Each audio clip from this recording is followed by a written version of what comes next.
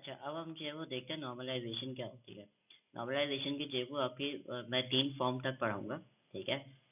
और आपकी जो है वो नॉर्मलाइजेशन ये होती है कि आपका जो है वो नॉर्मलाइजेशन एक प्रोसेस है या इसको जो है वो लोग कहते हैं टेक्निक है, ठीक है? ये क्या करती है कि आपके कॉम्प्लेक्स डेटा स्ट्रक्चर्स जो है, जो आपके टेबल और रिलेशंस हैं, उनको जो है वो सिंपल और स्टेबल डेटा स्ट्रक्चर के अंदर जो है ना कन्वर्ट कर देती है, जो कि आप स्टेजेस के अंदर अकॉम्प्लिश करते हो, ठीक है?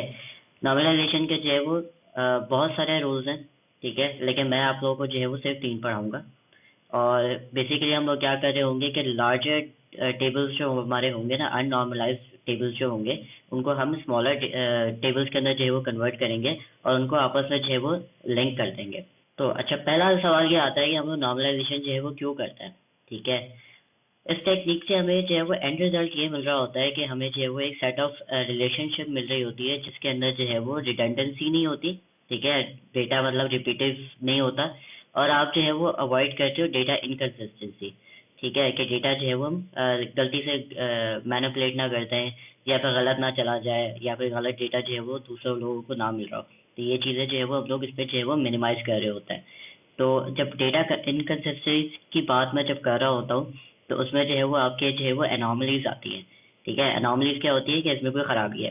अपडेट की एनॉमलीज होती हैं कि आप जो है वो अपडेशन जब कर रहे हो अपने डेटा में, या फिर उसमें जो है वो इंसर्ट कर रहे हो या डिलीट कर रहे हो या मॉडिफिकेशन कर रहे हो, तो उसमें जो है वो कोई खराबी आ गई, ठीक है? अब हम इसको देखते हैं कि ये एनॉमलीज जो है वो होती क्या है। फॉर एग्जाम्पल, मेरे पास जो है वो एक टेबल है, ठीक है? ये एक अननॉर्मलाइज जो है वो टेबल है, ठीक है? स्टाफ ब्रांच का जो है वो ये टेबल है। इसके अंदर जो है वो आपको, ये आप देख रहे होंगे कि यहाँ पर स्टाफ नंबर है, उसका जो है वो नाम, उसकी पोजीशन, उसकी सैलरी कितनी है, किस ब्रांच नंबर में वो काम करता है, और उस ब्रांच का एड्रेस। अब अगर हम लोग जो है वो ऐसे अननॉर्मलाइज डेटा के अंदर जो है वो कोई रो जो है वो इंसर्ट करना चाहेंगे, तो आप मुझे खुद बताओ कि यहाँ पर अगर हम लोग जो है वो एक तो ये कि हम लोग जो है वो कोई ना कोई जो है वो गलती कर सकते हैं। फॉर एग्जाम्पल, अगर मैंने जो है वो इंसर्ट करते हुए एड्रेस को, मैं जो है वो गलती से जो है वो स्पेलिंग गलत कर दी, लंदन को जो है वो स्पेलिंग गलत कर दी, या फिर मैंने ग्लासगो की स्पेलिंग गलत कर दी, या मैंने नंबर गलत लिख दिया, या इस तरह करके कोई एड्रेस में जो है वो मैंने गलती कर दी, ठीक है? तो अब क्या होगा कि वो डेटा जो है वो इनकन्सिस्टेंट हो जाएगा, ठीक है? इनकरेक्ट डेटा होगा वो, हमने जो इंसर्ट कर दिया। एक तो हमारे पास ये प्रॉब्लम आती है। दूसरी प्रॉब्लम हमारे पास ये आती है कि अगर फॉर एग्जांपल मैंने जो है वो नया ब्रांच कोई बनी है, उस पर अभी तक जो है वो कोई एम्प्लॉय जो है ना हायर नहीं हुआ, ठीक है? अब मेरे पास जो है वो कोई एम्प्लॉय हायर नहीं हुआ, लेकिन मुझे ब्रांच डालनी है, तो मैं यहाँ पर नीचे जो है वो एक और जो है वो रो बनाऊंगा, और उसके अंदर जो है वो ब्रांच नंबर और उसका जो है वो एड्रेस डाल दूंगा। लेकिन अब प्रॉब्लम क्या आ रही है कि हमारे पास स्टाफ नंबर जो है ना, हमारी प्राइमरी की थी, और प्राइमरी की का आप लोगों को पता होगा कि वो जो है वो नल नहीं हो सकती और वो रिपीट नहीं हो सकती, ठीक है? अगर यहाँ पर मैंने कोई स्टाफ की जो है वो वैल्यू नहीं डाली हुई, तो इसका मतलब यहाँ पर तो नल हो गया, ठीक है? अब यहाँ पर ये आप लोग देख रहे हैं कि इंसर्शन की जो है वो अनोमली आ रही है कि यार ब्रांच नंबर तो है, लेकिन उसके अंदर कोई एम्प्लॉय नहीं है, तो यहाँ पर उसकी प्राइमरी की नल हो जाएगी। तो ये इस तरह की जो है वो इंसर्शन अनोमलीज जो है वो आती है। अब डिलीशन के अंदर जो है वो अनोमलीज क्या आ सकती है? फॉर एग्जाम्पल, कि मैरिड हाउस जो है ना छोड़ के चली गई, अपने जो है वो उसने ऑफिस छोड़ दिया है, ठीक है? अब वो चली गई, उसका जो है वो हमने डेटा यहाँ से डिलीट कर दिया। तो अब आप यहाँ पर देख रहे होगे कि यहाँ पर जो है वो B007 ब्रांच जो है वो उसकी ख़त्म हो गई, ठीक है? अब मुझे जो है वो इस ब्रांच का डेटा मेरा लॉस हो गया, ठीक है? अब ये जो है वो इस तरह की जो प्रॉब्लम्स आती हैं कि हमारा डेटा लॉस हो रहा है डिलीशन की वजह से, तो ये भी एक अनोमली है, ठीक है? जो अननॉर्मलाइज जो है वो डेटा बेस के अंदर जो है वो आ रही होती हैं। फिर हम आते हैं मॉडिफिकेशन अनोमलीज के अंदर। मॉडिफिकेशन अनोमलीज क्या है? फॉर एग्जाम्पल, अगर मुझे जो है वो यहाँ पर ब्रांच का जो है वो एड्रेस चेंज हो गया, ठीक है? 22 डियर रोड जो है वो अब नहीं है, अब कोई और जो है वो जगह पे ये ब्रांच है वो शिफ्ट हो गई है। तो अब मुझे बताओ कि हर जगह जो है मुझे ये चेंज करना पड़ेगा, ठीक है? वरना डेटा इनकन्सिस्टेंसी होगी, ठीक है? अब यहाँ पर चेंज कर रहा हूँ, फिर उसके बाद जो है मैं यहाँ पर चेंज करूँगा, फिर हर जगह जो है मैं ये सारी चीज़ें चेंज करूँगा, जहाँ जहाँ ये रिकॉर्ड होगा वहाँ पर सब पे मैं चेंज करूँगा। तो ये जो है वो आपकी मॉडिफिकेशन अनोमली है। तो हो सकता है मैं कहीं पर जगह जो है वो गलत भी लिख दूँ, तो ये आपकी इंसर्शन अनोमली भी हो जाएगी। तो ये इस वजह से जो है वो हम लोग अननॉर्मलाइज डेटा को जो है वो करते हैं नॉर्मलाइज। अब इसका सोल्यूशन क्या है? सोल्यूशन ये है कि हम इनको सेपरेट टेबल्स के अंदर बांट दें, ठीक है? ताकि वो इंडिपेंडेंट हो जाए एक दूसरे से। फॉर एग्जाम्पल अब यहाँ पर अगर मैं कोई एड्रेस चेंज करता हूँ तो ऑटोमेटिकली उसको पता होगा कि हाँ यार यहाँ पर ये एड्रेस है। तो इसलिए हम लोग जो है वो नॉर्मलाइज कर रहे होते हैं ताकि हमारे डेटा जो है वो सिंपल हो जाए और उसको स्टेबल हो जाए। ठीक है, हम जो है वो आराम से उस पर जो है वो इस तरह की अनोमली जो है वो हमारे पास ना आ रही है। अच्छा, डेटाबेस की जो है वो बहुत सारी फॉर्म्स हैं। ठीक है, आप जो है वो अपने आगे जाके अगर आपके पास ये सब्जेक्ट आता है तो आप जो है वो शायद आगे भी इनको पढ़ोगे, लेकिन क्योंकि आप लोग ये इंट्रोडक्टरी है तो मुझे जो है वो एडवाइस किया गया है कि सिर्फ 3 तक जो है वो आपने करवाना है। ठीक है, इसके अलावा जो है वो बॉय स्कॉट भी होता है, उसके बाद 4th है, 5th है, 6th है, और भी रिसर्च हो रही है कि और ज़्यादा जो है वो इनको जो है वो नॉर्मलाइज कैसे किया जाए। लेकिन मोस्ट प्रैक्टिकल एप्लीकेशंस जो आपकी नॉर्मलाइजेशन जो अचीव करता है ना, वो 3rd तक जो है वो आपकी हो चुकी होती है। तो आपका अगर 3rd तक आप जो है वो अपने डेटाबेस को जो है वो नॉर्मलाइज कर दो तो वो बहुत काफ़ी होता है। अनलेस कि आपके पास और ज़्यादा जो है वो कोई कॉम्प्लेक्स डेटाबेस हो, तो आप जो है वो आगे जो है वो उसकी नॉर्मलाइजेशन कर रहे हो तो, लेकिन मोस्टली जो है वो आपके पास 3rd तक जो है वो अच्छा जो है वो परफॉर्मेंस अचीव करता है। अच्छा, मैंने कहा था कि नॉर्मलाइजेशन जो है वो एक प्रोसेस है। ठीक है, एक टेक्निक है जिसके अंदर जो है वो डिफरेंट स्टेप्स हैं। तो वो स्टेप्स क्या है वो देखते हैं। पहला नॉर्मल फॉर्म आपका ये कहता है, और हम उस स्टेप को जो है वो नॉर्मल फॉर्म कहता है। ठीक है, तो पहला स्टेप क्या कहता है कि आपके जो है वो कोई रिपीटिंग ग्रुप्स नहीं होने चाहिए। ठीक है, फिर आपका सेकंड आता है कि इस पे जो है वो कोई पार्शियल इंडिपेंडेंस। फिर सेकंड आता है उसके अंदर वो कहता है कि आपके पार्शियल डिपेंडेंस जो है वो आपकी प्राइमरी की या आपकी कंपोजिट की पे नहीं होनी चाहिए, या आपकी की एट्रीब्यूट्स पे नहीं होनी चाहिए। ठीक है, ये आगे क्या होता है ये हम आगे जो है वो देखेंगे। फिर वो थर्ड पे बात करते हैं कि ट्रांजिटिव डिपेंडेंसीज जो है वो आप खत्म करो, जो कि होती हैं कि आप 2 और मोर नॉन की एट्रीब्यूट्स में जो है वो होती हैं। ये भी हम आगे बात करते हैं कि ये क्या होता है। अच्छा, अब हमारे पास जो है वो 2 अप्रोचेज होती हैं। ठीक है, 2 अप्रोचेज क्या होती है, एक आपकी जो है वो टॉप टू बॉटम जो है वो आपकी टॉप डाउन जो है वो अप्रोच होती है, एक आपकी बॉटम टू अप जो है वो अप्रोच होती है। अब ये अप्रोचेस क्या करती हैं, टॉप डाउन अप्रोच है वो आपकी ये करती है कि आपको ऑलरेडी जो है वो ईआर डायग्राम मिल चुकी होती है और अब हम कहते हैं कि इसको जो है वो वैलिडेशन करो कि ये जो है वो हमने सही बनाई है। ठीक है, और सेकंड जो है वो हमारे पास बॉटम टू अप जो है वो टेक्निक होती है जिसके अंदर जो है वो हमें खुद सारी चीज़ें जो है वो बनानी पड़ रही होती हैं। अब ये कैसे होता है, पहले हम टॉप डाउन अप्रोच को जो है वो देखते हैं। टॉप डाउन अप्रोच ये होती है कि हमें जो है वो एक ईआर जो है वो डायग्राम मिल जाती है, जैसे हम लोगों ने जो है वो अपने सिनेरियो के साथ किया था, और उनको जो है वो हम टेबल्स के अंदर जो है वो कन्वर्ट कर देते हैं। ये हमारी प्राइमरी की है और ये हमारी जो है वो फॉरेन की है। ठीक है, तो ये जो है वो नॉर्मलाइज, इसको फर्दर जो है वो हम नॉर्मलाइज जो है वो कर लेते हैं। तो इस तरह की जो जब अप्रोच होती है तो हमें ज़्यादातर जो है वो काम मिला हुआ होता है और हमने सिर्फ उसको जो है वो नॉर्मलाइज करना होता है। ठीक है, या वैलिडेट करना होता है। फिर हमारे पास आती है bottom up approach. Bottom up approach ये होती है कि हम लोग जो है वो किसी ऑर्गेनाइजेशन में जाते हैं या किसी जो है वो जगह पे जाते हैं, तो वो हमें जो है वो अपनी प्रिंटेड रिपोर्ट्स या रिसीट्स जो है वो हमें पकड़ाते हैं, या अपने जो है वो एक्सेल फाइल्स जो है वो हमें पकड़ाते हैं। ठीक है, और हमें कहते हैं कि हमें जो है वो इस पे नॉर्मलाइजेशन या इस पे जो है वो हमें टेबल बना के दो और उसको नॉर्मलाइज करके दो। ठीक है, तो इस तरह के टेबल्स जो है वो हमारे पास, या हमारे पास इस तरह के टेबल्स जो है वो होता है कि हम लोग उन्होंने जो है वो ऑलरेडी एक्सेल फाइल के अंदर जो है वो बनाया हुआ होता है, उसके अंदर जो है वो सारा डेटा इंसर्ट किया हुआ होता है, उनको हमें कहता है कि इसको जो है वो नॉर्मलाइज करके दो। अब इन रसीदों से और इन एक्सेल फाइल से जो है वो हम लोग डेटा जो है वो कैसे उस पर अननॉर्मलाइज जो है वो फॉर्म में लेकर आएंगे। यहाँ पर आप लोग देख रहे होंगे कि इन्होंने जो है वो इस रिसीट को जो है या इस प्रिंटेड रिपोर्ट को जो है वो इन्होंने टेबल के अंदर कन्वर्ट किया। यहाँ पर हम लोग देख रहे हैं कि परचेज ऑर्डर, तो उसका जो है वो उन्होंने परचेज ऑर्डर का एक कॉलम बनाया है। फिर यहाँ पर हम लोग देख रहे हैं कि सप्लायर कोड, यहाँ पर सप्लायर कोड के जो है वो बनाया उन्होंने ऑर्डर। तो उसके बाद जो है वो उसका नाम और उसका एड्रेस, उसका नाम, ठीक है, और उसका एड्रेस। फिर डेट, डेट यहाँ पर आ गई, यहाँ पर जो है उन्होंने डेट लिखी है। फिर उसके बाद पार्ट्स आपके आपके जो है वो डिस्क्रिप्शन, आपकी क्वांटिटी, ये सारी चीज़ें जो है वो इधर लिखी हुई है, तो इन्होंने एज टू इट इज़ इधर डाल दी। अब हमारे पास जो है वो आ गया एक अननॉर्मलाइज्ड डेटा जो कि हमने नॉर्मलाइज करना है। इसी तरह उन्होंने जो है वो एक्सेल फाइल भी देखी। एक्सेल फाइल के अंदर जो है वो उन्होंने सारा डेटा जैसा का जैसा था वैसा का वैसा डाल दिया। अभी हमारे पास आ गया अननॉर्मलाइज फॉर्म में वेयर हाउस का स्टॉक का डेटा। अच्छा, अब फर्स्ट फॉर्म की तरफ आते हैं। फर्स्ट फॉर्म क्या कहती है? फर्स्ट फॉर्म ये कहती है कि आपके एक सेल के अंदर एक सिंगल वैल्यू, एटॉमिक वैल्यू जिसको कहते हैं, होनी चाहिए। एक सेल के अंदर एक ही वैल्यू होनी चाहिए, और आपके रिकॉर्ड जो है वो यूनिक होने चाहिए, रिपीटिंग नहीं होनी चाहिए उसमें। और कोई रिपीटिंग ग्रुप ऑफ कॉलम्स या रिपीटिंग ग्रुप्स ऑफ डेटा जो है वो नहीं होना चाहिए। इसको हम देखते हैं कि ये कैसे हम लोग जो है वो कर रहे होते हैं।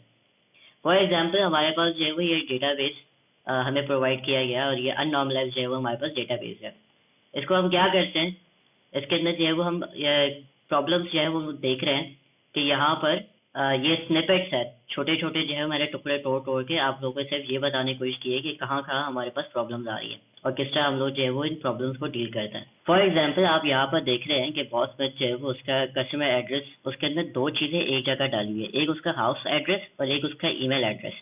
ठीक है, इस तरह की चीज़ें। अब एक सेल जो ये आपका कहलाता है एक टेबल का सेल, ठीक है, एक सेल के अंदर उन्होंने जो है वो दो तरह की चीज़ें डाली हुई हैं, दो डिफरेंट चीज़ें हैं। तो हम इसका क्या सोल्यूशन निकालेंगे, इसको जो है हम डिफरेंट कॉलम्स के अंदर जो है वो कन्वर्ट करेंगे। तो यहाँ पर पॉस में उसका जो है वो हाउस एड्रेस ये है, उसके बाद उसका जो है वो ईमेल एड्रेस ये है। ठीक है, तो हमने क्या किया, हमने सिंपल जो है वो एटॉमिक वैल्यूज़ एक सेल के अंदर जो है वो डाली है। ठीक है, यहाँ पर एक वैल्यू, यहाँ पर एक वैल्यू है। फिर उसके बाद हम आगे चलते हैं। इसी तरह जो है वो टेबल के अंदर इस तरह की वैल्यूज़ भी दी हुई हैं जो कि मल्टी वैल्यूज़ जो है वो कहलाती हैं। मल्टी वैल्यूज़ का मतलब कि दो वैल्यू जो है वो एक ही सेल के अंदर डली हुई हैं और यहाँ पर जो है वो इन्होंने एक जैसी वैल्यूज़ एक ही जो है वो सेल के अंदर डाल दी हैं। अब इस तरह जो है वो हम लोग अलाउ नहीं कर सकते क्योंकि ये हमारे फर्स्ट रूल के जो है वो खिलाफ जाता है। तो हम क्या करेंगे कि हम बॉस में उसने जो है वो सब्सक्रिप्शन की हुई है बेसबॉल की, बॉस में उसने जो है वो बास्केटबॉल की भी जो है वो सब्सक्रिप्शन की हुई है। इस तरह जो है वो हम रिकॉर्ड्स तोड़ तोड़ के अलग जो है वो रिकॉर्ड्स में डालते जाएंगे। ठीक है, एटॉमिक वैल्यू करेंगे, सिंगल वैल्यू जो है वो करते जाएंगे। इसी तरह जो है वो आप कॉलम्स को भी देख रहे होंगे कि कॉलम्स से जो है वो मल्टीपल कॉलम्स जो है वो सेम सेंस दे रहे हैं। For example customer mail catalogue है और मस्ट यही जो है वो कैटलॉग 2 है और यही कैटलॉग 3 है। ठीक है, और इन्होंने जो है वो उसके लिए अलग अलग जो है वो बनाया हुआ है कॉलम। तो इसका सोल्यूशन क्या है कि इनको भी जो है वो एक ही रो के अंदर करो, क्योंकि एक ही कॉलम के अंदर करो, क्योंकि ये दे मेक सेम सेंस।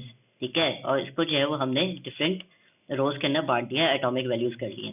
अच्छा, जब भी आप लोग जो है वो डेटा को सेपरेट कर रहे होते हो ना, दो तरह की जो है वो आपके पास अप्रोचेस होती हैं और इन अप्रोचेस को आप कंबाइन भी कर सकते हो। यहाँ पर हम लोग देख रहे होंगे कि यहाँ पर जो है वो मैंने एक टेबल छोटा सा एग्जांपल दिया है कि अली का नंबर ये है और आसिफ के जो है वो ये दो नंबर है और इमरान का नंबर ये है और उसके बाद सोहेल के जो है वो ये दो नंबर है। ठीक है, अब मैंने क्या किया है, इसको इस अप्रोच को कहते हैं flattening the table. Flattening the table का जो है वो मकसद क्या है कि यहाँ पर जो है वो अली उसका नंबर ये है, आसिफ उसका नंबर ये है और हमने इसको एटॉमिक वैल्यूज़ के अंदर जो है वो स्टोर कर दिया। ठीक है, इसको जो है वो दो रिकॉर्ड के अंदर जो है वो हम लोगों ने कर लिया। ठीक है, तो आसिफ रोल नंबर जिसका 2 है उसका नंबर ये है और आसिफ उसका जो है वो रोल नंबर ये है, उसकी वैल्यू जो है वो ये है। तो इस तरह जो है वो जब हम लोग कर रहे होते हैं डिफरेंट वैल्यूज़ को जो है वो एटॉमिक कर रहे होते हैं, तो हम अगर डिफरेंट रिकॉर्ड्स बना लें उसके, ठीक है, इसी तरह, तो इसको कहते हैं फ्लैटनिंग द टेबल। फिर आपके पास जो है वो डीकम्पोजिंग द टेबल आता है। डीकम्पोजिंग होता है कि उसको जो है वो सेपरेट कर दो। ठीक है, उसको तोड़ दो। तो यहाँ पर जो है वो हम लोग क्या कर रहे हैं कि मैंने यहाँ पर सेम जो है वो टेबल दिया हुआ है। ठीक है, और इसके अंदर जो है वो हम लोगों ने दो जो है वो वैल्यूज एक सिंगल सेल के अंदर आ रही है, तो हम इसको ऑलरेडी पता है हमें कि ये फर्स्ट रूल को जो है वो वायलेट कर रही है। तो हम क्या करेंगे कि इनका टेबल जो है वो अलग कर देंगे और जो रिपीटिंग वैल्यूज है ना उनका टेबल जो है वो हम लोग अलग कर देंगे। ठीक है, फॉरेन की आप लोगों को पता है कि रिपीट हो सकती है। तो अब हम जब भी बात करेंगे कि अली का नंबर क्या है, तो यहाँ पर फॉरेन की लगी हुई है और हम बता सकते हैं कि अली का नंबर ये है। इसी तरह आसिफ का नंबर जो है वो क्या है और हम बता सकते हैं कि यहाँ पर जो है वो दो नंबर हैं और आसिफ के नंबर जो है वो ये आ जाएंगे। ठीक है, तो ये दो तरह की जो है वो अप्रोचेज होती है। या तो आप बिल्कुल जो है वो टेबल को फ्लैट कर दो और रोज जो है वो रिपीट करवा दो, या फिर आप जो रिपीटिंग रोज है उनको जो है वो अलग फॉरेन की देके उनको जो है वो बिल्कुल अलग कर दो और टेबल को तोड़ दो। इसी तरह जो है वो इन्होंने भी किया हुआ है। ठीक है, यहाँ पर हम लोग देखते हैं कि पिछली स्लाइड के अंदर हमें जो है वो ये जो है वो टेबल मिला था जो कि अब अननॉर्मलाइज टेबल था। अब उन्होंने क्या किया कि यहाँ पर जो है वो डेटा सही था, लेकिन यहाँ पर क्या हो रहा है, रिपीटेशन हो रही है। तो उन्होंने क्या किया है कि यहाँ पर जो है वो पार्ट्स वाले हिस्से को अलग कर दिया है। यहाँ पर पार्ट्स वाले हिस्से को जब इन्होंने अलग किया तो यहाँ पर इन्होंने फॉरेन की लगाई है इसकी, और यहाँ पर जो है वो ये इसकी पार्ट नंबर जो है वो मिलके कंपोजिट की बन रही है। यहाँ पर इन्होंने जो है वो अब अलग अलग सिंगल सिंगल वैल्यूज जो है वो अलग कर दी हैं। तो यहाँ पर जो ये मल्टी वैल्यूज आ रही थी और ये मल्टी पार्ट्स जो है वो वैल्यू आ रही थी, इन्होंने जो है वो इनको रिकॉर्ड्स के अंदर तोड़ के सिंगल वैल्यू कर दिया। तो इन्होंने क्या किया है कि फ्लैटनिंग भी की हुई है यहाँ पर, और यहाँ पर डिकम्पोज भी किया हुआ है। ठीक है, यहाँ पर इन्होंने इसको पूरे को तोड़ के यहाँ से डिकम्पोज करके और उसको फ्लैटन कर दिया है। इसी तरह इन्होंने जो है वो यहाँ पर भी किया हुआ है। तो यहाँ पर जो है वो सिंगल वैल्यू थी, फिर उसके बाद बहुत ज़्यादा वैल्यूज रिपीट हो रही थी, तो उन्होंने क्या किया कि उसको डिकम्पोज किया है यहाँ पर, फिर उनको जो है वो फ्लैटन कर दिया कि ये जो है वो बोल्ट और नट और वॉशर जो है वो अलग हो गए, फिर उसके बाद जो है वो वैल्यूज जा रही हैं और ये सारे सिंगल सिंगल वैल्यूज जो है वो हो गई। तो ये हमारा हो गया फर्स्ट नॉर्मल फॉर्म जो है वो हमारी होगी। अच्छा, अब बात आती है कि यार सही तो है, ये टेबल बंद हो गया है, अब क्या हमें ज़रूरत है इसको जो है वो आगे करने की। ठीक है, अब हमारे पास प्रॉब्लम्स क्या आ रही हैं। पहली बात तो ये कि हमारे पास जो है वो बहुत ज़्यादा रेपिटेशन हो रही है। ठीक है, और हम रेपिटेशन को जो है वो रोकना चाह रहे हैं, क्योंकि हमारे पास जो है वो अभी जो चले ये छोटा सा डेटा बेस दिखा रहा है, लेकिन हमारे पास जो है वो अगर बहुत बड़ा डेटा वेयर हाउस हो तो उसके अंदर बहुत ज़्यादा स्पेस जो है ना आपकी वेस्ट हो रही होगी सिर्फ इस रेपिटेशन की वजह से। फिर हमने जो है वो बात की चेंजेस की। ठीक है, अगर हम चेंज करते हैं और इनकन्सिस्टेंट डेटा हो जाता है, अनोमलीज आ जाती है, तो फिर उसके बाद हमें प्रॉब्लम होगी एक जगह पे। अच्छा, अब हमारे पास जो है वो ये सारी की सारी प्रॉब्लम्स आ रही है। ठीक है, अब हम क्या करते हैं कि हम जो है वो इसको जो है वो सेकंड फॉर्म की तरफ जो है वो लेकर जाता है। सेकंड फॉर्म के अंदर जो है वो आप पार्शियल इंडिपेंडेंस जो है वो रिमूव करते हो। तो अब हम क्या करेंगे कि आगे जो है वो नॉर्मलाइजेशन सेकंड फॉर्म की तरफ चलेंगे, कि जब हम देख रहे होंगे कि हमारे पास जो है वो डिफरेंट किस्म की जो है वो अभी भी प्रॉब्लम्स आ रही हैं। तो सेकंड फॉर्म की तरफ जो है वो मूव करते हैं। सेकंड फॉर्म ये कहती है कि आप पार्शियल इंडिपेंडेंस जो है ना, आप अपनी कॉलम की से जो है वो हटाओ। तो सेकंड फॉर्म के अंदर हम लोग क्या करते हैं, पहला रूल तो ये है कि आपके जो है वो सारी एटॉमिक वैल्यूज हो और कोई रिपीटिंग ग्रुप्स ना हो। ठीक है, तो पहले जो है वो आपको फर्स्ट फॉर्म लाजमी करनी है। फिर उसके बाद आप लोग जो है वो पार्शियल इंडिपेंडेंस हटाते हो, जो कि किसी भी की कॉलम पे लगी हुई हो। अब ये क्या होता है हम आगे देखते हैं। पहले आप लोगों को जो है वो अपने टेबल्स पे कंपोजिट की ढूंढ रही होती है, ताकि आपका जो है वो रिकॉर्ड यूनिक हो, और आपको फिर जो है वो ऐसे एट्रीब्यूट्स हटाने होता है जो कि आपके कंपोजिट कीज में पार्शली डिपेंडेंट हो। पहली बात तो की क्या होती है, की जो है वो आपका रिकॉर्ड होता है जो कि आपके टेबल को यूनिकली आइडेंटिफाई कर रहा होता है। ठीक है, आपकी की जो है वो सिंगल कॉलम भी हो सकती है और मल्टीपल कॉलम्स भी हो सकती है। फिर हम लोग बात करते हैं कि प्राइमरी की क्या होती है। प्राइमरी की आप लोगों को पता है कि भाई आपकी प्राइमरी की जो कि आपके पूरे डेटाबेस के रिकॉर्ड को जो है वो यूनिकली आइडेंटिफाई कर रही है, आपके रिलेशन को पूरी यूनिकली आइडेंटिफाई कर रही है, हर रो को या हर रिकॉर्ड को। ठीक है, उसके बाद जो है वो हम लोग कहते हैं कि उसको जो है वो नल नहीं हो सकती वो, और उसको जो है वो हमेशा यूनिक रहना होता है। ठीक है, बाकी ये कुछ पॉइंट्स है कि वो बहुत ही रेयरली जो है वो चेंज होती है, और हर दफ़ा जब भी आप कोई रिकॉर्ड जो है वो डालते हो तो आपको एक प्राइमरी की उसको असाइन करनी पड़ती है। फिर आ जाता है कंपोजिट की क्या होती है। कंपोजिट की जो है वो आपकी ये होती है कि अगर आपकी मल्टीपल कॉलम्स आपके जो है वो रिकॉर्ड्स को यूनिकली आइडेंटिफाई कर रहे हो, तो वो जो है वो आपके कंपोजिट कीज होता है। ठीक है, प्राइमरी की जो है वो आपकी सिंगल होती है, और कंपोजिट की ये होती है कि दो प्राइमरी कीज है या दो ऐसे रिकॉर्ड्स है जो कि आपके पूरे रिकॉर्ड को जो है वो यूनिकली जो है वो आइडेंटिफाई कर रहे हैं। फिर हम आ जाते हैं कि फंक्शनल इंडिपेंडेंस क्या होती है। फंक्शनल इंडिपेंडेंस जो ये होती है कि आपकी फंक्शनल इंडिपेंडेंसी ये होती है कि आपका जो कॉलम है, ठीक है, वो आपके दूसरे कॉलम पे फुली जो है वो डिपेंडेंट हो। ठीक है, फॉर एग्जांपल अगर यहाँ पर मैं बोलूँ कि रोल नंबर 1 है और उसकी अली है, तो जब भी मैं रोल नंबर 1 की बात करूँ तो मुझे अली ही रिकॉर्ड दिखाई दे। ठीक है, या कॉलम में जो है वो वैल्यू दिखाई दे। तो यहाँ पर इन्होंने कहा हुआ है कि if each value of A is associated with exactly value of one value of B. ठीक है, तो फॉर एग्जांपल यहाँ पर मैं अली का रिकॉर्ड देखता हूँ, तो मैं अगर बोलूँ कि रोल नंबर 1, तो हमेशा मुझे अली ही मिलना चाहिए। अगर मैं रोल नंबर 1 लिखता हूँ और वहाँ पर जो है वो आसिफ आता है, तो ये पार्शली जो है वो डिपेंडेंट हो जाएगा। तो फुली डिपेंडेंट ये होता है कि आपकी जो है वो नॉन की जो है वो आपके की पे फुली डिपेंडेंट हो रही है। तो ये हम आगे देखते हैं कि इसको कैसे करना है। अब ये हमारे पास जो है वो एक नॉर्मलाइज जो है वो टेबल है। ठीक है, जिसको मैंने जो है वो कंपोजिट की दी हुई है। ये जो ग्रीन है ये कंपोजिट कीज है। ठीक है, ये अगर मैं 1 और C++ बोलूँगा तो ये पूरे रिकॉर्ड को जो है वो यूनिकली आइडेंटिफाई कर रही होंगी। इसको मैं जो है वो टीचर के साथ भी कर सकता था। ठीक है, कोई हार्ड एंड फास्ट रूल नहीं है, तो मैंने फिलहाल जो है वो सब्जेक्ट के साथ की हुई है। तो यहाँ पर हम लोग क्या देख रहे हैं कि इस ये जो है वो कॉलम और ये कॉलम जो है वो एक रो को अच्छे तरीके से जो है वो यूनिकली आइडेंटिफाई कर रहा है। तो मैं अगर बोलूँ कि स्टूडेंट आईडी नंबर 1 और C++, तो मुझे जो है वो ये रिकॉर्ड मिलेगा। अब हमने जो है वो कंपोजिट कीज जो है वो इस पूरे टेबल में जो है वो ढूंढ ली। अब हमें जो है वो पता करना है कि कौन कौन से ऐसे कॉलम है जो कि हमारे की के साथ जो है वो फुली डिपेंडेंट है। फॉर एग्जाम्पल अगर मैं बोलूँ कि 1 स्टूडेंट आईडी है, तो मैं इसके साथ इसको कंपेयर कर रहा हूँ, ठीक है। अगर मैं यहाँ पर 1 लिखता हूँ और यहाँ पर जो है वो अली आता है, जब भी मैं 1 बोलूँ और अली आए, तो इसका मतलब ये जो कॉलम है ये इस पर जो है वो फुली डिपेंडेंट कर रहा है, ठीक है। तो अगर मैं अली बोलूँ 1 बोलूँ तो अली आ रहा है, और मैं अली बोलूँ तो 1 आ रहा है, ठीक है। ये फुली डिपेंडेंट है इस पर, ठीक है। इसको यूनिकली आइडेंटिफाई कर रहा है और ये फुली डिपेंडेंट है। तो जब भी मैं अली बोलूँगा यहाँ पर देखिए 1 आ रहा है, ये फुली डिपेंडेंट हो गया। जब भी मैं 2 बोलूँगा तो आसिफ आएगा, ये फुली डिपेंडेंट है, ठीक है। अब हम इसको जो है वो कंपेयर करते हैं दूसरे नॉन की के साथ, ठीक है। अब मैं जब भी बोलूँ कि 1 स्टूडेंट आईडी, और मैं इस टीचर वाली रो पे आ जाता हूँ और मैं बोलता हूँ कि student ID number 1 sir Kamran आ रहे हैं, ठीक है। फिर उसके बाद जो है मैं स्टूडेंट आईडी नंबर 1 कह रहा हूँ तो सर दानिश आ रहे हैं।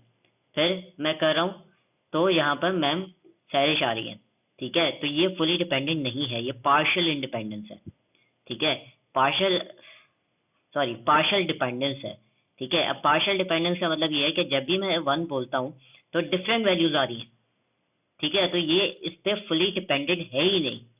ऐसे जो आपके पास कॉलम्स होते हैं ना, हम उनको जो है वो अलग कर देते हैं, ठीक है। अब इसी तरह जो है वो बाकी भी देख लेते हैं। तो ये हमें पता लग गया कि ये पार्शली डिपेंडेंट है, ठीक है, इस कॉलम पे, ठीक है। तो हम जो है वो अब 1 और मार्क्स की तरफ आते हैं। यही हो रहा है हमारे साथ कि हम जब भी मार्क्स 1 जो है वो बोलते हैं तो मार्क्स जो है वो डिफरेंट आ रहा है, ठीक है। तो ये भी जो है वो ये कॉलम भी इस पर पार्शली डिपेंडेंट है।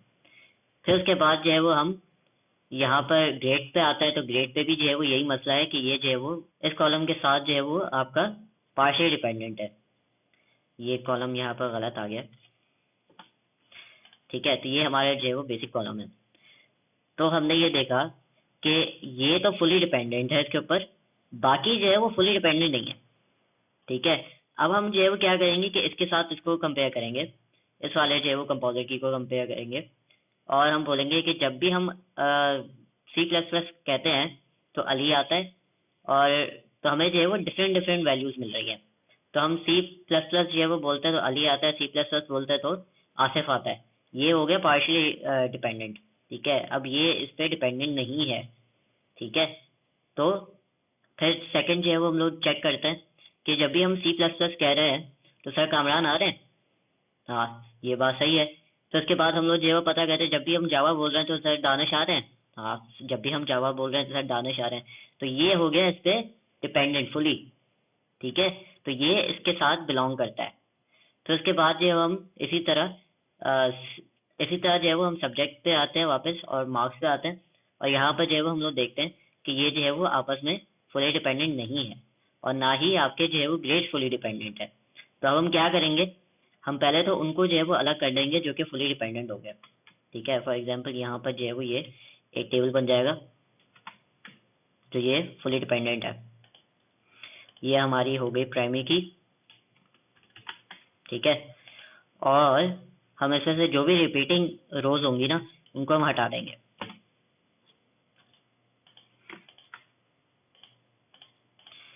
ठीक है। ये हमारा जो है वो एक टेबल अलग हो गया।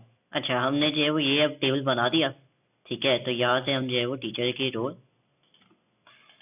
ख़त्म कर देंगे, ठीक है, और ये रो हम यहाँ पर कर देंगे। अच्छा, अब आप बोल रहे होंगे कि यहाँ पर जो है वो सर सब्जेक्ट पड़ा हुआ है, तो मैं ये बता दूं कि अब ये सब्जेक्ट जो है ना ये फॉरेन की हो जाएगा। क्यों? क्योंकि यहाँ से जो है वो आपका ये आ रहा है, ये आपका जो है वो ये फॉरेन की है, और ये आपकी प्राइमरी की है, ठीक है। और इसी तरह यहाँ पर ये जो की है इस पर फुली डिपेंडेंट है, तो हम इसको क्या करेंगे, इसको अलग टेबल बना देंगे,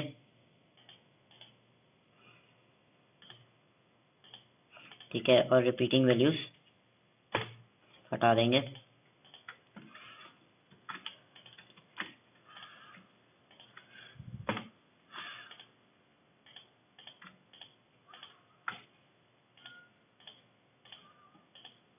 ठीक है, ये हमारी हो गई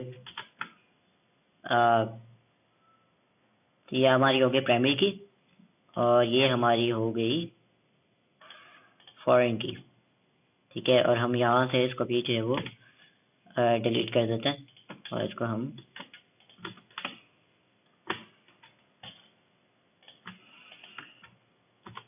वहाँ पर कट एंड पेस्ट कर देते हैं। अच्छा, अब ये जो है वो आपकी फॉरेन की हो गई। ठीक है, यहाँ पर, और यहाँ पर आपकी प्राइमरी की हो गई। हमने जो है वो डिकम्पोज किया दो टेबल्स के अंदर, जो कि जिनकी वैल्यूज जो है वो उनकी प्राइमरी या कंपोजिट की पे जो है वो पूरी उतर रही थी और पूरी फुली डिपेंडेंट थी। ठीक है, उनको हमने अलग कर दिया। अब ये जो सारे पार्शली डिपेंडेंट थे ना, उनको जो है वो हमने इसी टेबल के अंदर छोड़ दिया। तो हम जो है वो अब क्या करेंगे कि हम इस टेबल को मर्ज करेंगे। मर्ज का है, ठीक है, यस।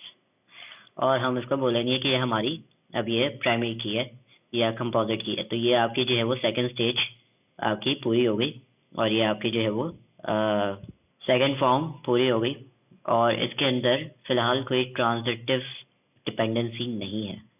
ठीक है, अब ट्रांजिटिव डिपेंडेंसी क्या होती है वो मैं आपको बताता हूँ। अच्छा, अब इसी एग्जाम्पल को जो है वो हम लोग टीचर्स को जो है वो प्राइमरी की बना के कर देते हैं। ठीक है, ताकि आप लोगों को ये क्लियर हो जाए कि ये सब्जेक्ट को बनाना ज़रूरी नहीं है, कंपोजिट की या फिर कुछ भी हो सकती है। कैंडिडेट की इसके अंदर से जो है आप कुछ भी सेटअप कर सकते हो। ठीक है, अब पहले तो वही बात, हम लोग जो है वो डिपेंडेंस चेक करेंगे फुली डिपेंडेंट है या पार्शियल डिपेंडेंट है। ठीक है, तो जब भी मैं जो है वो नंबर 1 स्टूडेंट का नाम लेता हूँ तो सारे अली आते हैं। ठीक है, ये तो हमें पता है कि ये फुली डिपेंडेंट है। ठीक है, इसी तरह जो है वो मैं 1 कहता हूँ तो C++ आता है, फिर मैं 1 कहता हूँ तो जावा आता है। नहीं, ये जो है वो फुली डिपेंडेंट नहीं है। ठीक है, ये पार्शियली डिपेंडेंट है। इसी तरह जो है मैं सर कामरान को जो है वो मैं चेक करता हूँ। ठीक है, जब भी सर कामरान का नाम आता है तो C++ आता है, जब भी दानिश का नाम आता है तो जावा आता है, जब भी मैम सारिश का नाम आता है तो ऑरिकल आता है। ठीक है, तो इसी तरह ये जो है वो रिपीटेशन में जो है वो सही है। चलो ठीक है, ये आपस में जो है वो फुली डिपेंडेंट है। मैं जो है वो इसमें वापस आ जाता हूँ। तो मैं यहाँ पर जो है वो 1 इस बार चेक कर रहा हूँ कि ये पार्शली डिपेंडेंट है, और ये भी मैं देख रहा हूँ कि ये पार्शली डिपेंडेंट है। ठीक है, और मैं ये देख रहा हूँ कि ये फुली डिपेंडेंट है। ठीक है, जब भी मैं 1 लिख रहा हूँ तो हैदराबाद की वैल्यू आ रही है, और इसी तरह मैं 1 लिख रहा हूँ तो यहाँ पर 71000 जो है वो आ रहा है। ठीक है, तो ये जो है वो दोनों फुली डिपेंडेंट है, ये फुली डिपेंडेंट है इसके ऊपर। ठीक है, फिर मैं जो है वो टीचर्स पे आ जाता हूँ। टीचर्स के अंदर जो है मैं देख रहा हूँ कि सब्जेक्ट का जो है वो ये फुली डिपेंडेंट है, बाकी सारे नहीं फुली डिपेंडेंट। ठीक है, क्योंकि यहाँ पर कामरान जो है वो सर कामरान का जो है वो हैदराबाद आ रहा है, और सर कामरान का जो है वो यहाँ पर कराची भी आ रहा है, तो ये फुली डिपेंडेंट नहीं है, ना ही आपका जिप कोड डिपेंडेंट है। अब हम क्या करेंगे कि हम जो है वो इनको जो स्टूडेंट आईडी पे फुली डिपेंडेंट है उसका जो है वो हम अलग टेबल बनाएंगे। ठीक है, इसको हमने यहाँ पे जो है वो अलग टेबल दे दिया, और हमने जो है वो जो हमारी रिपीटेशन आ रही है उसको हमने ख़त्म करके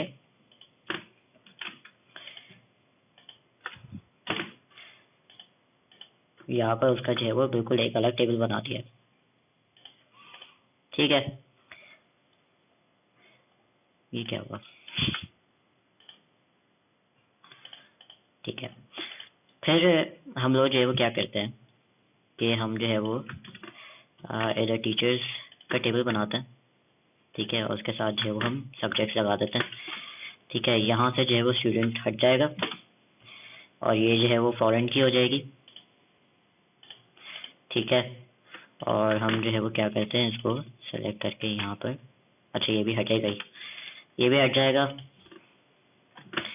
और इसको जो है वो हम यहाँ पर पेस्ट कर देते हैं, और इसको यहाँ से यहाँ लेकर आते हैं। ये हम उधर लेके चले गए तो यहाँ से ही हट जाएगा।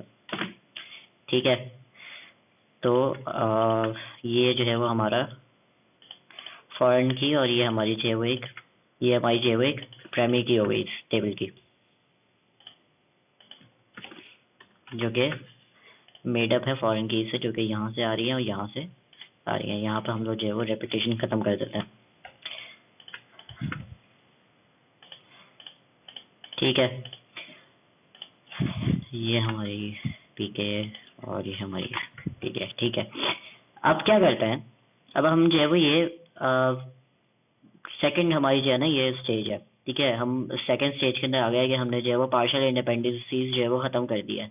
थर्ड रूल क्या था कि आपने जो है वो ट्रांजिटिव डिपेंडेंसीज ख़त्म करनी है। तो ट्रांजिटिव डिपेंडेंसीज आपकी ये होती हैं। अच्छा जी, अब आ जाते हैं थर्ड पे, ठीक है। थर्ड पे जो है वो आपके ट्रांजिटिव डिपेंडेंसीज जो है वो आ जाती है, और आपका रूल ये है कि आपका फर्स्ट फॉर्म जो है वो कंप्लीट हो चुका है, उसके बाद जो है वो सेकंड फॉर्म जो है वो कंप्लीट हो चुका है, फिर उसके बाद जो है वो आप अपने रिमेनिंग टेबल्स के अंदर से जो है ना ट्रांजिटिव डिपेंडेंसीज जो है वो ढूंढ रहे होते हो। तो थर्ड रूल आपका क्या कहता है, वो कहता है कि no transitive dependency is between two और मोर नॉन की एट्रीब्यूट्स। आपके नॉन की एट्रीब्यूट्स वो होते हैं जो कि आपके प्राइमरी या कंपोजिट कीज नहीं होते। तो हम उधर आ जाते हैं वापस। अब ये आप देख रहे होंगे, ये हमारे जो है वो नॉन कीज एट्रीब्यूट है, ठीक है। ये हमारे जो है वो दो नॉन की एट्रीब्यूट है, और मैं जब भी जो है वो कहता हूँ कि हैदराबाद, तो मुझे जो है वो ये कोड मिलता है, ठीक है। अगर फॉर एग्जांपल मैं बोलूँ कि अली जो है वो हैदराबाद में रहता है, और हैदराबाद का जिप कोड जो है वो 7100 है, तो ये जो है आपका ट्रांजिटिव प्रॉपर्टी कहलाती है कि अगर हम अली का ये पता कर लें कि वो हैदराबाद में रहता है, तो हमें ऑटोमेटिकली पता चल जाएगा कि जिप कोड उसका क्या है, ठीक है। तो इस तरह की जो डिपेंडेंसीज होती है ना, उनको ख़त्म करना होता है। तो ये होती है ट्रांजिटिव प्रॉपर्टी कि अगर मैं ए को देखूं बी की तरफ, और बी जो है वो एक्सप्लेन कर रहा हूँ सी को, ठीक है, तो ये ट्रांजिटिव प्रॉपर्टी कहलाती है। तो इस तरह की जो अब अगर प्रॉपर्टीज आ जाएं, तो आपको जो है वो उनके लिए एक अलग टेबल बनाना पड़ता है। तो यहाँ पर मैं एक और टेबल बनाऊंगा, उसको मैं बोलूँगा कि ये प्राइमरी की है मेरी, ठीक है, और इसको मैं जो है वो बोलूँगा कि फॉरेन की है, ठीक है, और इसको मैं जो है वो यहाँ से ख़त्म कर दूंगा। अब हमारे जो ये टेबल्स आ गए हैं, ये हमारा पूरा जो डेटाबेस है ये थर्ड तक जो है वो हो चुका है, ठीक है। तो ये हमारे जो है वो टेबल्स पूरे जो है वो ब्रेक हुए हैं।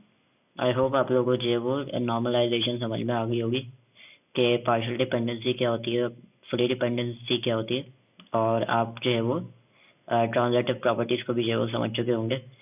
तो ये अब आप जो है वो अपना असाइनमेंट कर सकते हैं, और अगर आप लोगों को कोई क्वेश्चन हो तो आप लोग जो है वो मुझसे पूछ सकते हैं।